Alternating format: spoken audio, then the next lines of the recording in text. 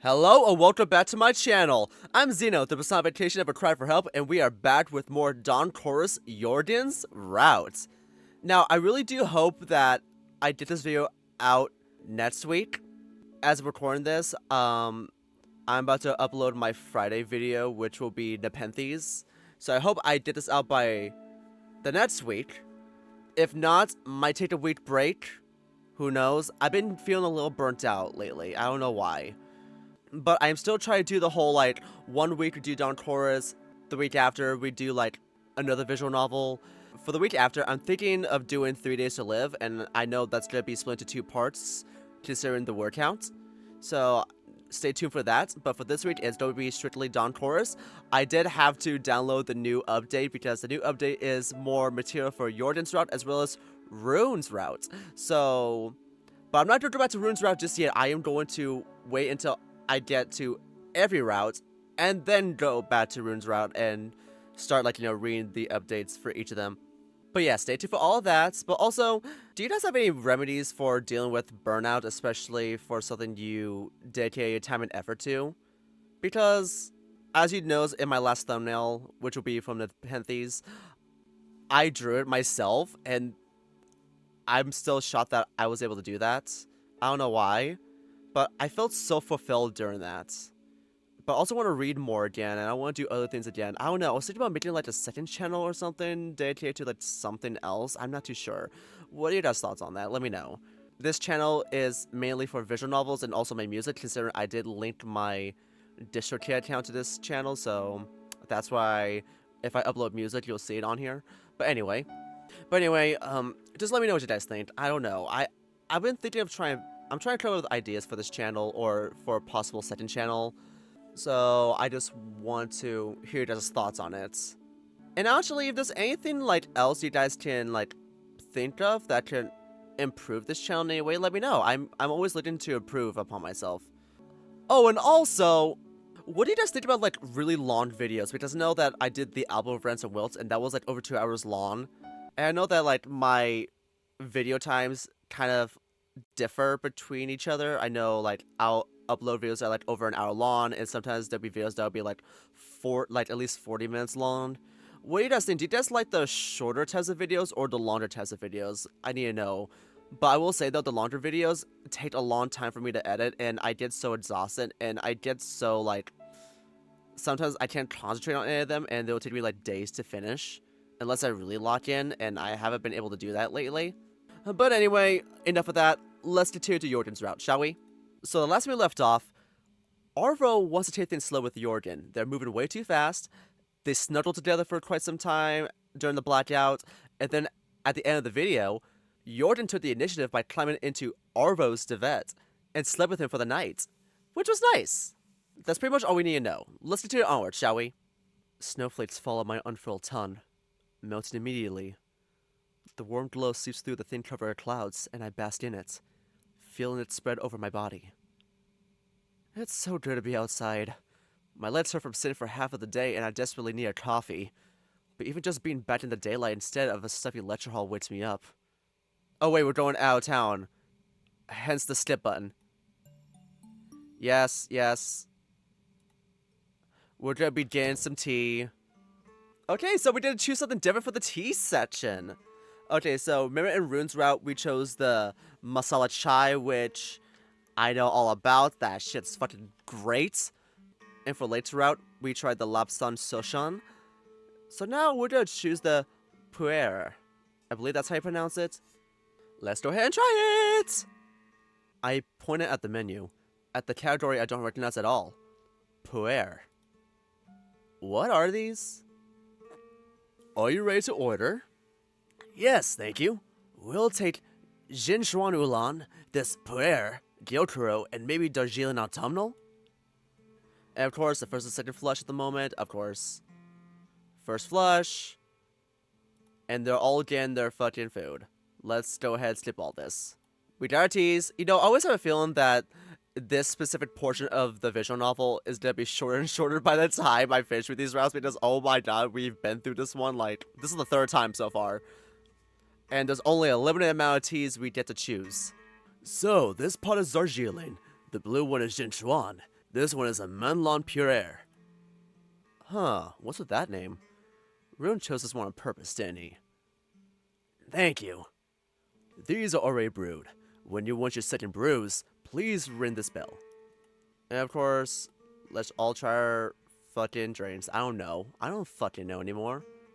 Okay, we just tried all the other teas. We already been through this before. Okay, we did try a puer, if that's how you call it. I'm sorry, I don't know how to pronounce things. We nod, and Rune pours just a bit, enough for 2 sips, into each of our cups. The tea is very dark in color, darker than black tea even. It lifted to my nose again. It smells like earth or clay, something dug up from the ground. I don't think I like how it smells. Oh, that's a heavy smell. Makes me think of a cellar, but I drank puers before. I know what to expect. A small cautious sip. It's fine. Just terribly heavy, oh my. I think just this one cup will be enough for me. That's too heavy for me, definitely. Sorry. But I'll finish it. It's not terrible. So, which one to pour you next? And we all have our fucking tea. Step! Okay, so for context, in the previous parts, Jørgen says that he's gonna go to art space. And considering this is Jørgen's route, we're gonna go with him. I didn't have any, but an art space sounds interesting. I've never been in anything of sorts. Come along then. These places are always great. And I better get going if I want to catch the sunset, so see you later by the bus? See you. I want to go around for a walk and see the town. If that gallery is somewhere in the center, we can walk there together. It's in the harbor, so I'd say so. Okay, lead the way then. We move towards the coast, the breeze gentle on our faces. Just the 3 of us, as we spent the last day, as we woke up this morning. As much as I like being with Jørgen, I'd be happier if Late joined us too. We worked so well as a group, and with them, I feel like I'm a part of something. With Jørgen alone, I feel nervous when I'm alone with him. I'm worried that I'll say something unsensible and his thinking of me will change, that I'll take a wrong step somewhere. He's intelligent, he's smart, he knows so much. It's my first time meeting someone like him, and I'm afraid he'd look down on me if I'd made a fool of myself. This town is fantastic! Just look how many colors there are around! It's a shame the trip is so short. I'll have to return here sometime again and spend a few days here. See it at night too. And just imagine how beautiful it must be here in autumn. I imagine, yes. Maybe they have some sleeping options in the places we're going to. If yes, then we could come and stay there someday. Oh, that would be the best. Do you really think they'd let us stay? Depends, but possibly. If I get to know some of the artists working here, it shouldn't be a problem. There's no better place to meet people than artistic venues. I think we're here. I'm not sure which building it is, though. Maybe that one? It has Gallery Melkenman written on it. Ah, yes, thank you. I barely can see the sign from here, let alone read it. Probably because I'm a bat. Is that racist? I'm not too sure. Don't you need new glasses? It's not a great distance, even. Yeah, I'll have to go to the optometrist sometime soon. But even with glasses, my eyesight isn't great. Okay, so have fun there. I'll go see the rest of the coast. Maybe I'll catch the last moments of the sunset. Thanks. Good luck. So, we're headed in? Just a moment. I wanted to talk with you first. A cold sweat ran down my back. What could this be about? Jørgen's face is completely serious, but I can't read anything from it. Could this be something about last night? I don't know what it could be, though. We've only slept in one bed, cuddled up together. I didn't go any further than Jørgen led me to himself. I'm worried about Rune. I didn't want to mention it with Lake around, because he would get worried too. And I'd rather spare him that, but maybe you could help. Frankly, I was worried a bit too. He's overworking himself, that's obvious. But he seemed dejected this morning, not only tired. He didn't want to talk when I asked him, but I'm afraid there's something going on. And you think he'd tell me? You two seem to be better friends than him and I. I was thinking of paying him a visit this evening, after the film. Or maybe we could take him to the roof and talk there.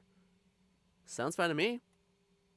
I hoped for some more time to get to know him, nervous as I am. But if he thinks Rune needs that, I won't argue. Maybe he's right. Fantastic. We can go now. Hooray, we don't go to an art gallery! Yay! I follow Jørgen, pause in my pockets, thinking. I haven't been in the gallery since the last high school trip, and I'm not sure if I'll enjoy them. I agreed only because Jørgen wanted to go. But maybe I'll like it this time. It doesn't seem like a usual gallery, at least from the outside. And really, why didn't I enjoy the ones I've been in? Maybe I wasn't looking at the paintings the right way? I don't think there's one right way to look at paintings, but there sure are wrong ones. And being there only because our teachers decide we should go, that's always discouraging. Rune. What could be on his mind? Heading towards the coast, he looks like he needs some time alone. Maybe there's really something wrong. But I don't want to think about that now. I'm with Jørgen now. And though I was anxious about staying with him alone again, now I'm no longer. Walking after him, I feel a pull, keeping me at his side. In the darkness, a boundless expanse, a light gleams. In a space apart from time, there is a house. As smoke rises from its chimney. I'm right where I should be.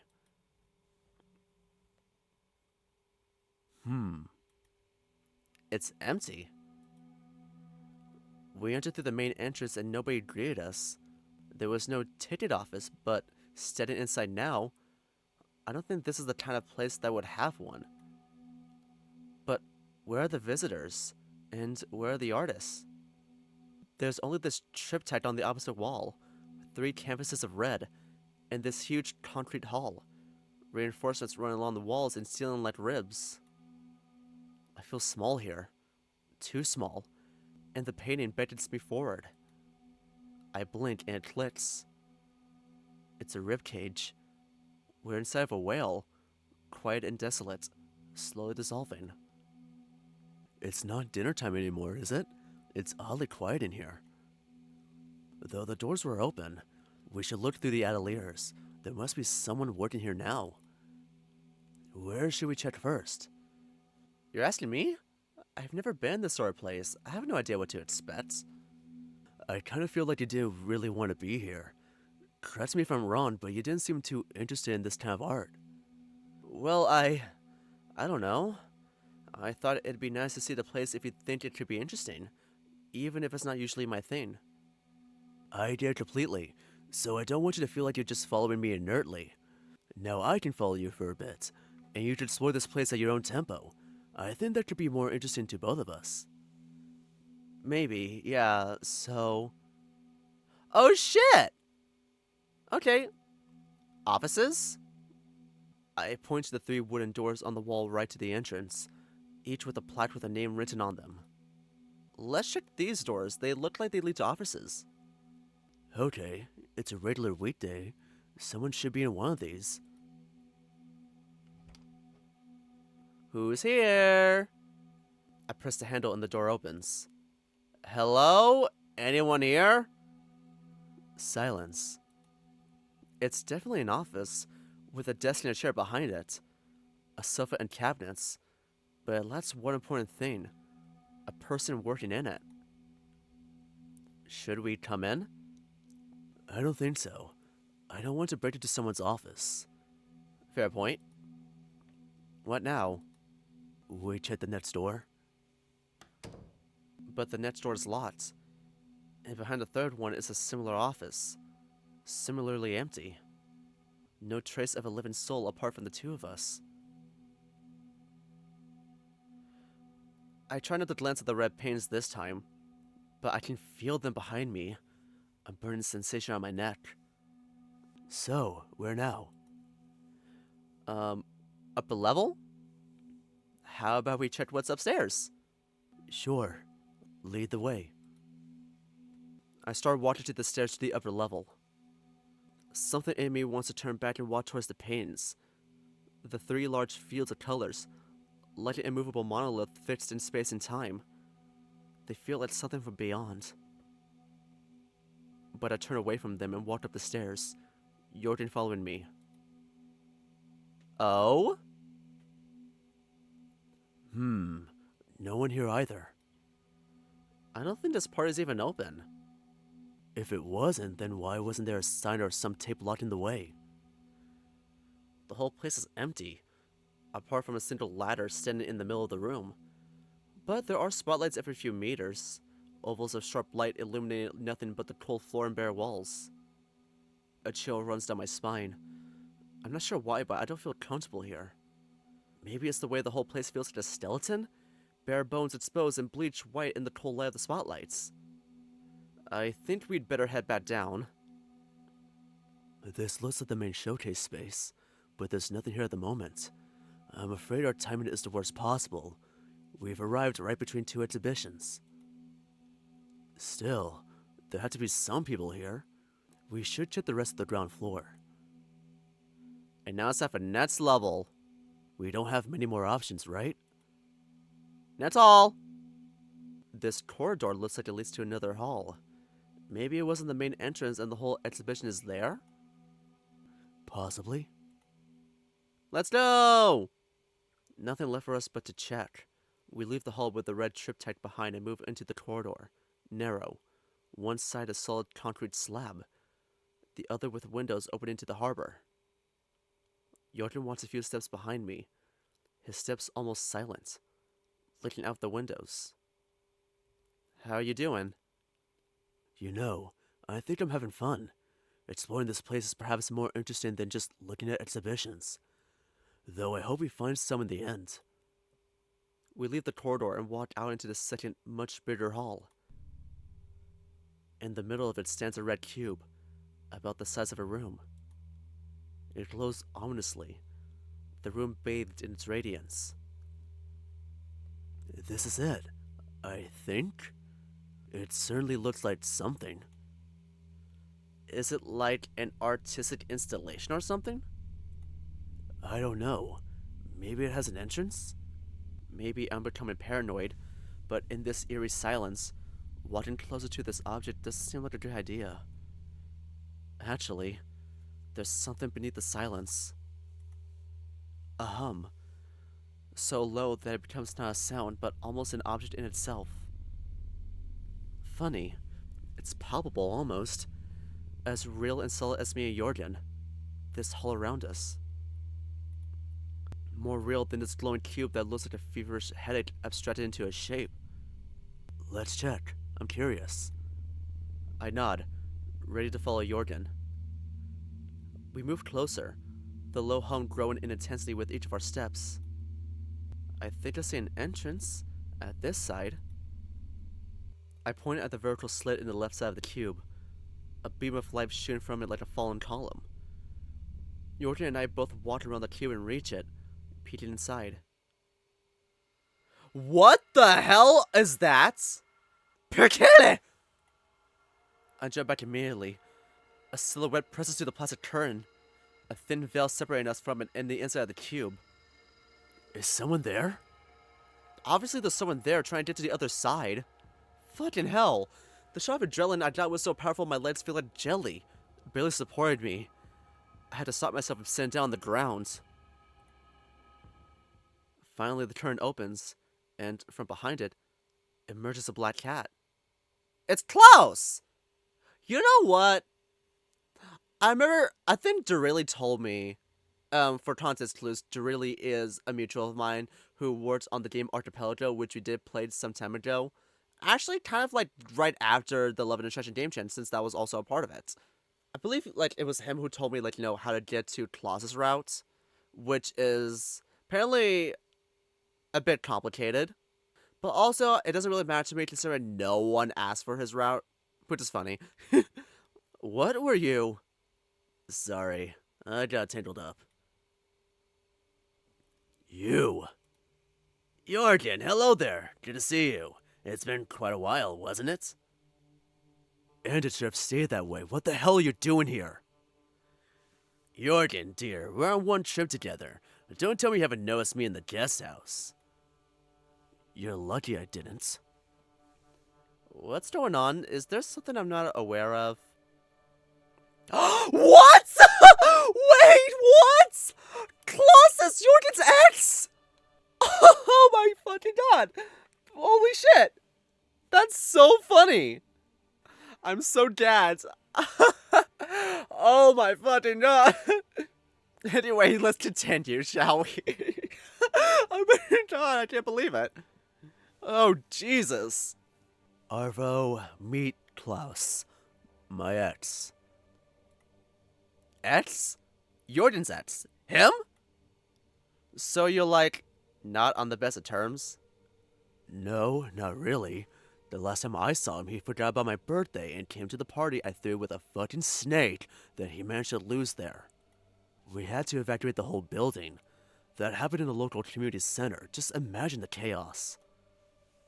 What are you doing here, though?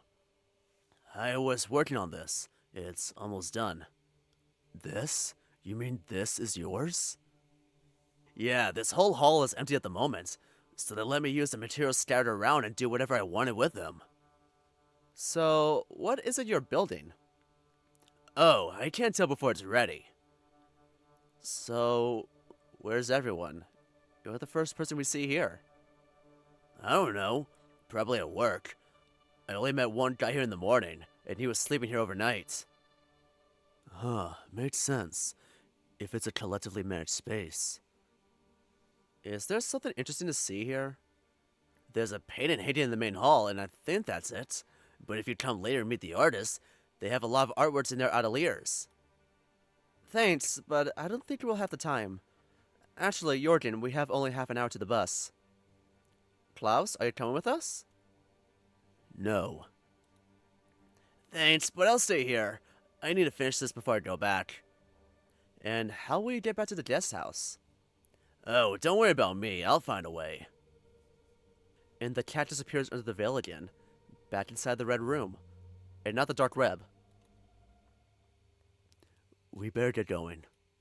Yeah, sure. Let's go. I'm curious of what's inside the room. Likely nothing, but still. I can't help but feel intrigued by it. 3. Curiosity. 1 quick turn to crane the neck. I have always had an essential need to know what happens inside the room. I'm sorry, this one line reminded me of Pull Drone by Ethel Cain. I glanced at it one last time before you leave the place and go back to the bus. Okay, so, yeah, let's do that. Let's just skip that section. I'm so sleepy. I forced myself to keep my eyes open, though. At least until we're back in the guest house. Jørgen is looking outside, leaning on the window pane. What does he see there, beyond the pines and firs and spruces, and the blue sky behind them? What did they mean to him? A different question passes through my thoughts just for a moment. What does he mean to me? But we start moving. The bus turns onto the road and onwards to the guest house, and as my mind wanders in a different direction. It's been a nice day in town, but I look forward to the evening even more. I wonder what sort of film we'll be watching. Hopefully not something too old and boring. When we were going on trips in primary school, the bus driver would often play some French comedy or something else that never really interested me. The hushed, lazy atmosphere here is a welcome change. My thoughts join with the quiet engine into a drone, gentle murmur of the background, lulling me into a hazy, half-asleep state as the bus carries us forward, away from the setting sun. So we got confirmation. Hi, Devin! You did what? Bumped his paw. While he was holding his phone? Yeah, it kind of fell into the sea. Lake. Did it break? Hey, that rhymed. It stopped working. I think it wasn't waterproof. What should I do? Apologize to him, of course. Ask if there's anything you can do. Other than getting him a new phone, that is. No, that'd be the best option, I think. it's not really an option for me. I apologize already, but it doesn't make me feel any less guilty. I'll go ask. Maybe I can help him somehow? Good idea. Accidents happen. Lake walked away, his steps slow and solemn, as if he was heading for his own demise. Oh, girl. Jørgen waits with a heavy sigh until Lake disappears behind the corner. Why does he always have to get into trouble? He's everywhere all the time. I guess that comes with it. Well, what's done is done. Maybe he'll be more careful next time. For the next few months, while he remembers it, that is. What are we doing, though? A lot of time left before the film should start. I don't know yet, but I'd like to head to my room first and drop off my stuff. Sounds good. I don't have anything with me. Can I go with you? Sure, let's go.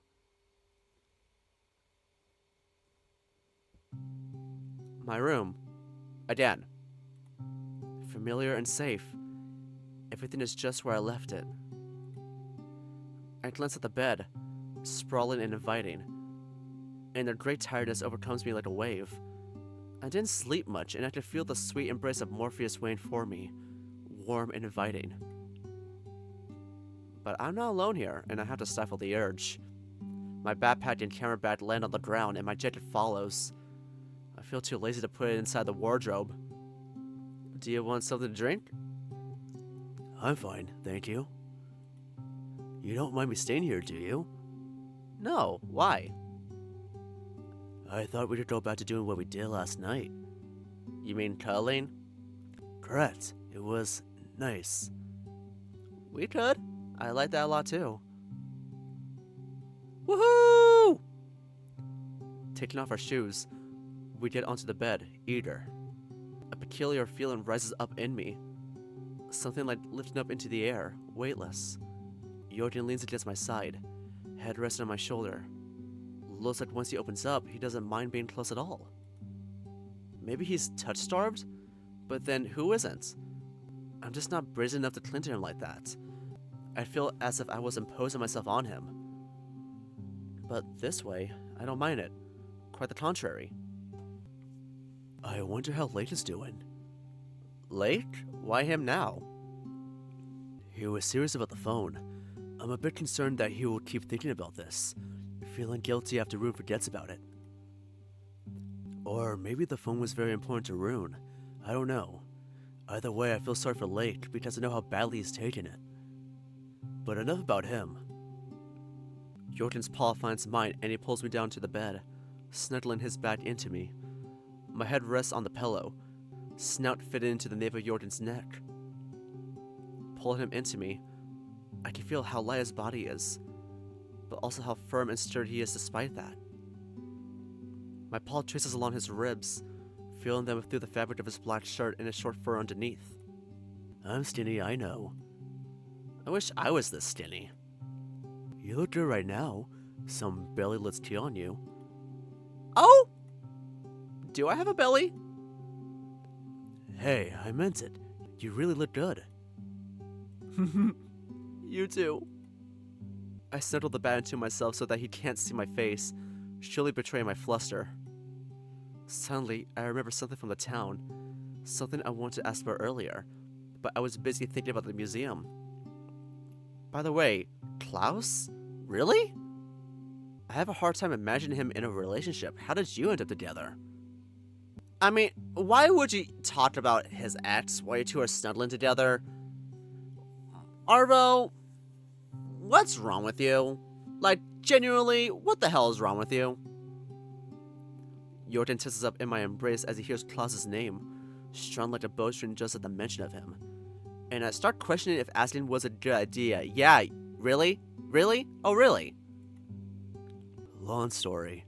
One I'd rather forget. But if you want to know, I met him in Bjorkvin while I was covering a festival. My band was there too.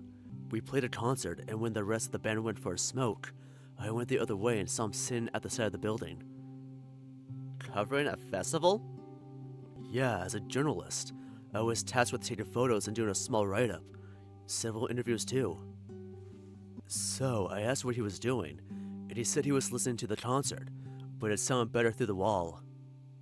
It was in August, so it was still bright out despite the late hour. Clad in all black, sunlight on his face, filtered through the leaves. He looked really handsome and mysterious. I asked him how he liked the concert, and he said that it was alright for the most part. I appreciated the honesty. We talked for a bit, and I advised this harmony to keep in touch. Through the internet, he seemed interesting, and I thought that he was exaggerating about his interests. I talked him into applying for a uni and moving to Onslow. Things quickly started to unravel, though. I mentioned the birthday party, right? Yeah. That was one drop too many, and my frustrations overfilled. I did it, yeah. So, you traveled with a band and did journalism? That's so cool. A few times. It wasn't a paid job, though. I was writing for a local zine, DIY style. And you never told me you were into photography? I'm not that much, really. It was part of the job. I got some shots from concerts that I'm proud of. I keep all issues of the zine in my room at the dorm. I'd love to see you once you come back. Just as much as I'd like to see Jørgen on stage and read the articles he wrote. He's done so much already. I wish I could be a photographer at a festival. Would his friends like me? A thought passes through my head, chilling. It took me sleeping in one room with Jørgen to make him warm up to me even a bit. What if his friends are even more critical? Your band, they're the people you hang out with usually? Yeah, usually. I'm lucky in that regard, as we get to play often too. Come to think of it, it's curious that at the uni he's friends with Lake. They're nothing alike. Though maybe that's exactly what keeps them together. How did you get together? The band was already active for some time when I found them. They're the beginning of my adventure with music too. What the fuck is that word? I need to look this up.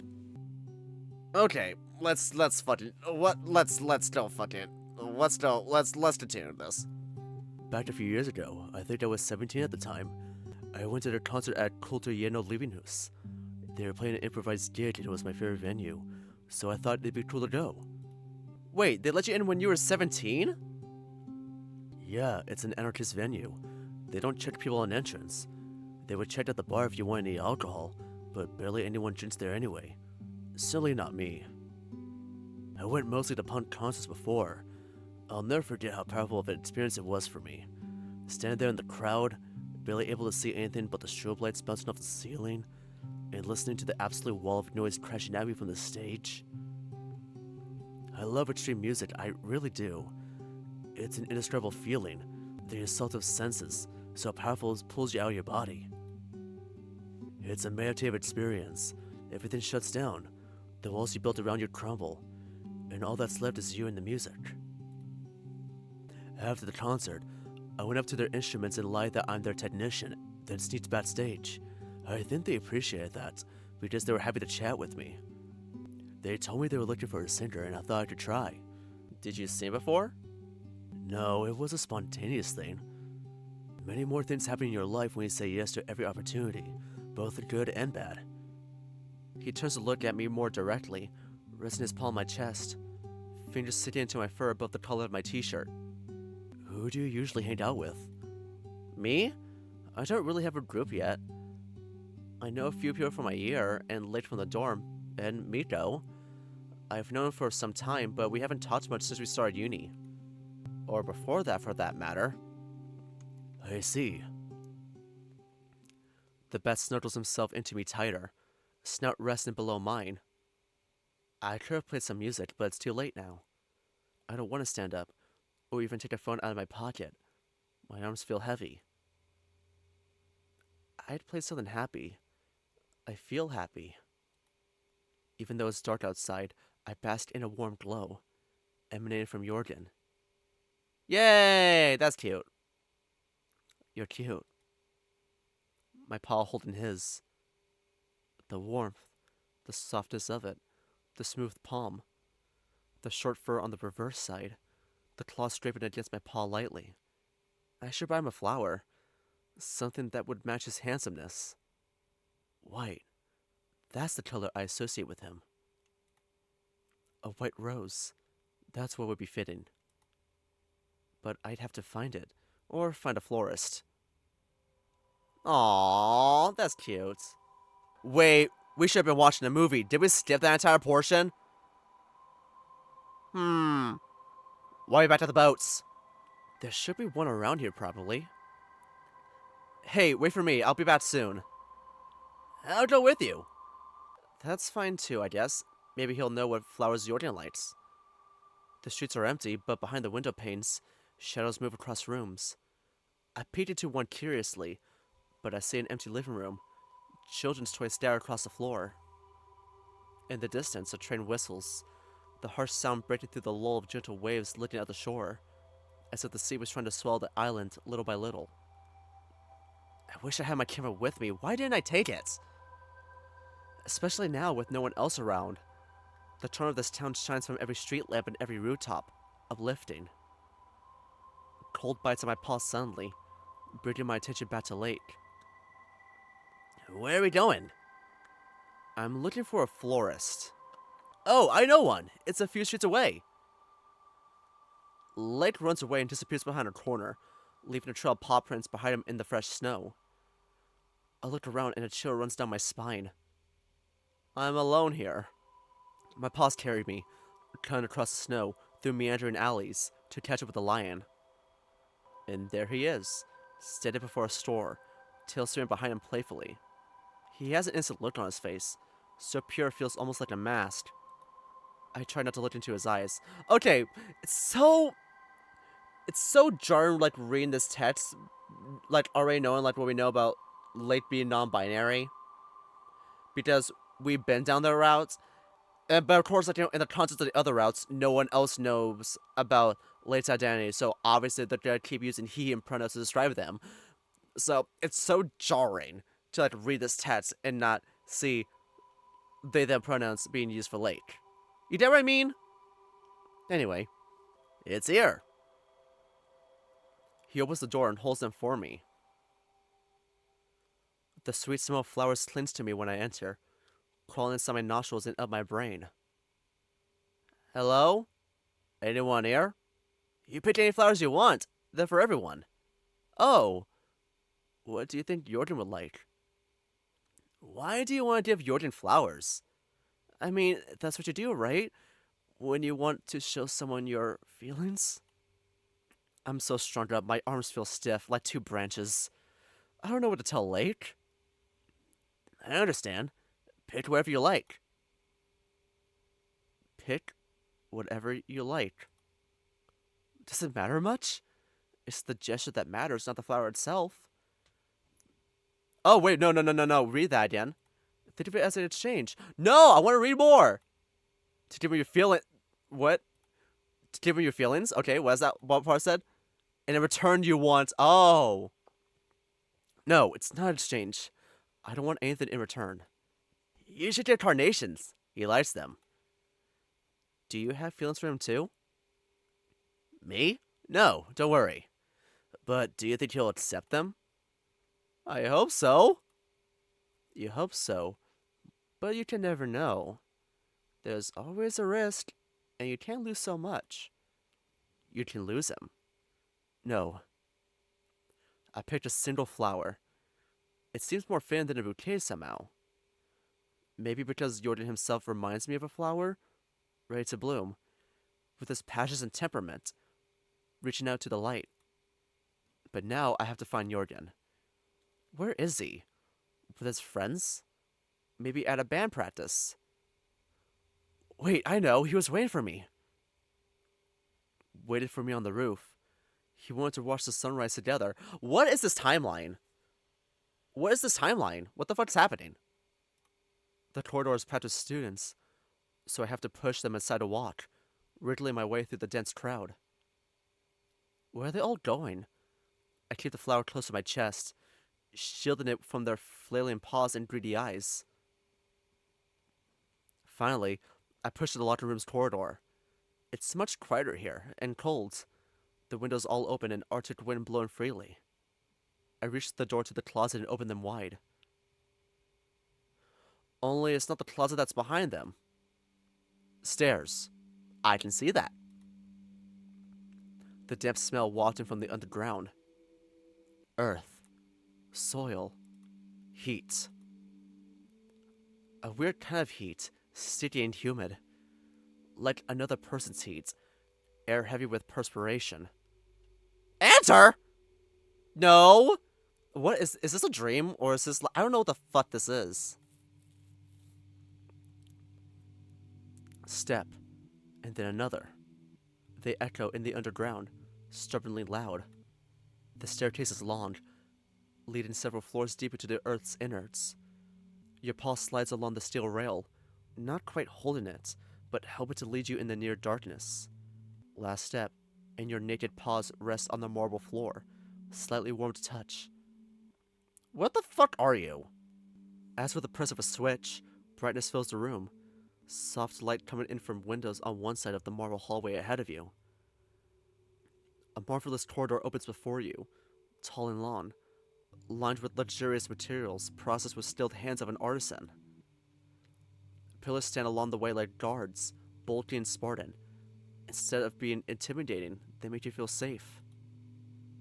The air doesn't feel oppressive anymore, warm wind caressing your face.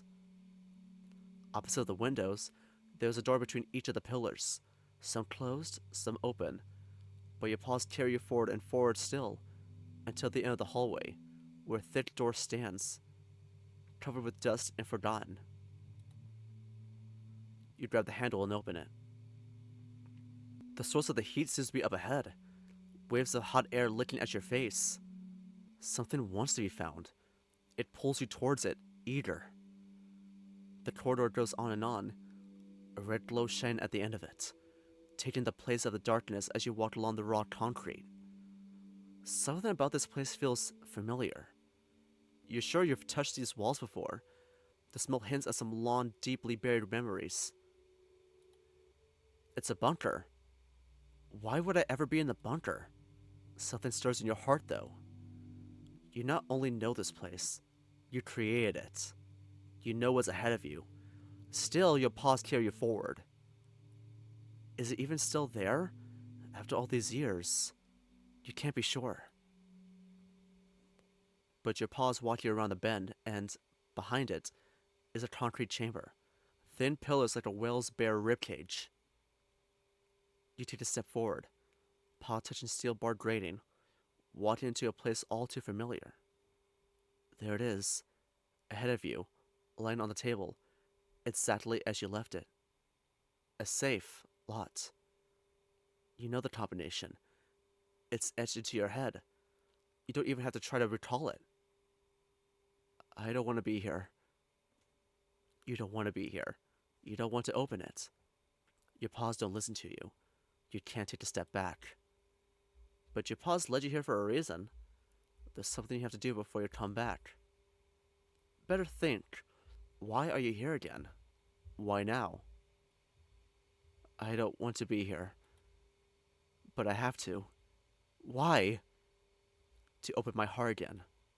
To what? To pain? To love. And to pain too. The pain past and the pain possible. To heartbreak and loss. To all the pain still on your path. For a heart that numbs itself to pain cannot feel love. What the fuck? So it was a dream. A paw scratches at my cheek, brushing through fur. Hey, sleepy prince. What's up? I think I fell asleep. You slept for 2 hours.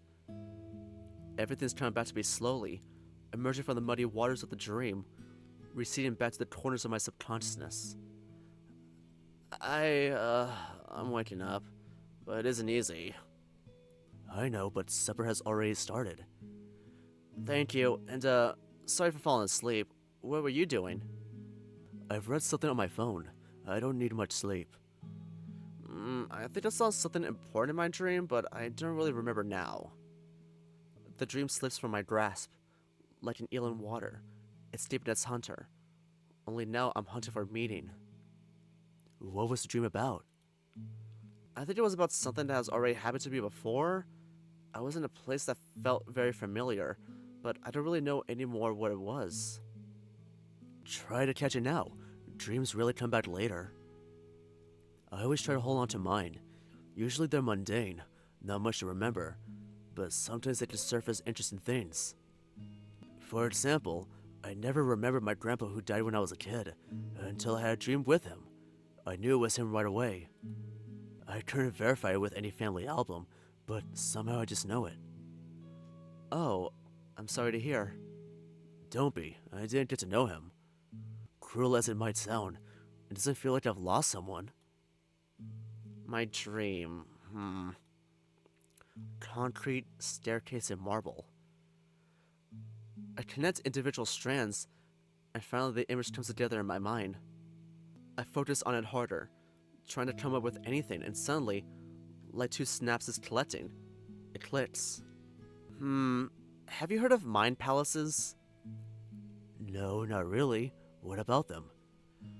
I made one for myself back in middle school. It was pretty neat. An imagined place that you could get into at any time, vivid and fixed, where you can summon or build anything you want. Really, it's a fancy name for advanced daydreaming, but anyway, what I was getting to, I think I visited mine in my dream. You didn't visit it lately? No, I forgot it existed. What does it look like? There's a marble hall in the center. I imagine a photo lab attached to it later, and inside it, a door to a brightly lit corridor leads somewhere.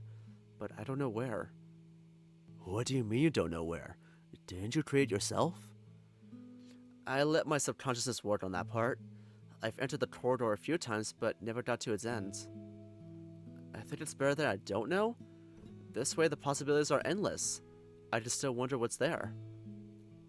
And there was more on the outside. A park, and in it a purple lake, looking like jelly.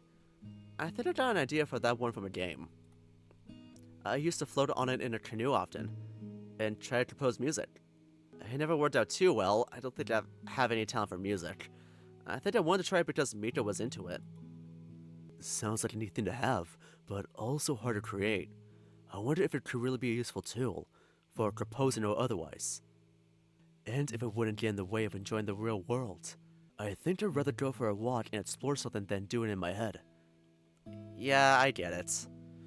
I think there is some balance to it that's healthy. Life without fantasy would feel bland to me.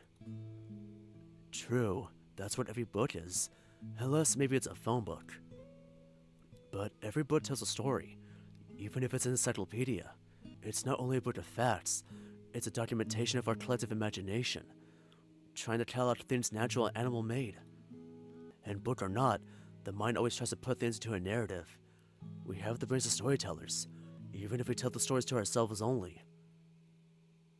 Oh, this bat, he fascinates me. I miss chats like that. It is such a joy to hold not just anyone, but him in my arms. What now? Do you want to tell me the dream with your grandpa? Maybe as we start heading for supper. Just let me wash my face. I need to wake up and make myself at least somewhat presentable. Aww. Hi, Devin. Okay, so we're gonna save here because this is gonna be where we stop.